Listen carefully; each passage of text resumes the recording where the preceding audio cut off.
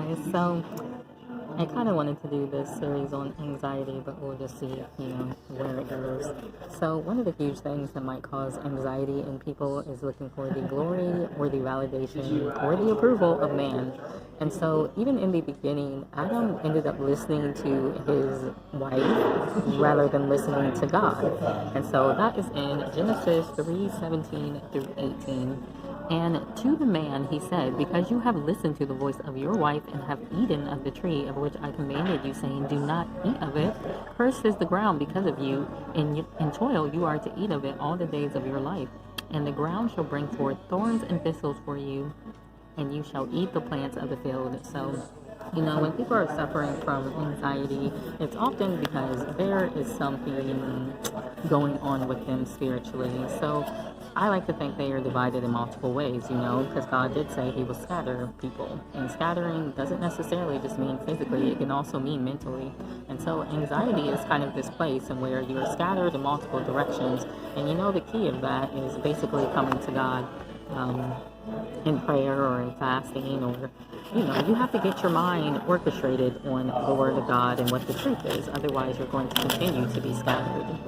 So the next verse that I want to read is Galatians 1:10. Here it is.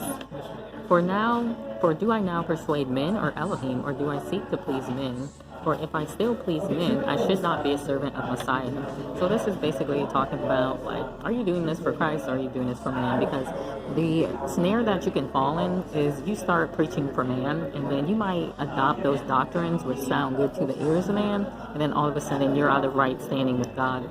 And so you have to keep in the back of your mind, am I saying this because man, or, am I going to get the approval or validation? Am I going to get glory from man? Or am I doing this to please God? Because honestly, we are supposed to do everything to the glory of God and not really to the glory of man. And I think where people get confused is they think, and I have an issue with people pleasing myself sometimes. That's just one of the curses, in my opinion, that I've been given. I think people think they're loving their neighbor by being a people pleaser or seeking their approval or validation. And God is telling you, you don't have to do that. In fact, don't do it, because it's a snare for you. So 1 Thessalonians 2:4 says, but as we have been approved by Elohim to be entrusted with the good news, so we speak not as pleasing men, but Elohim who proves our hearts. And then the next verse we have here is Colossians 3:23 through 24. And whatever you do, do it heartily as to the master and not to men, knowing that from the master you shall receive the reward of the inheritance.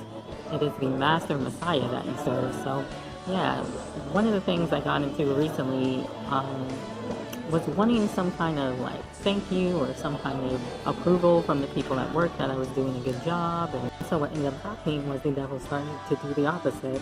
People started to come to me and start talking about, oh, you're doing a horrible job. And they started dropping hints. Oh, you need to speed up. You need to do this. You need to do this. It was like the devil was using that against me.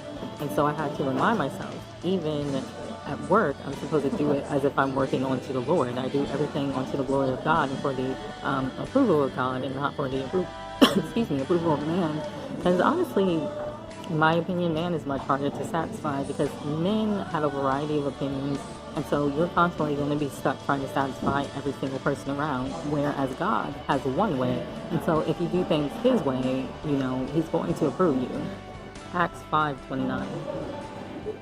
And Kepha and the other emissaries answering said, we have to obey Elohim rather than men. So there's a lot of people coming today saying you need to obey the government and, as in accordance to this jab.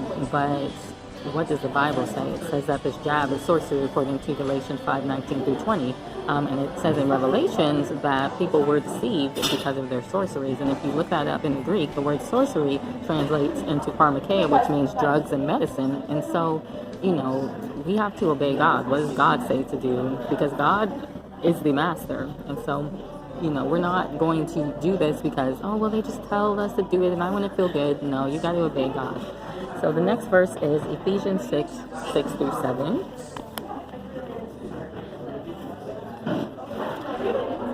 All right.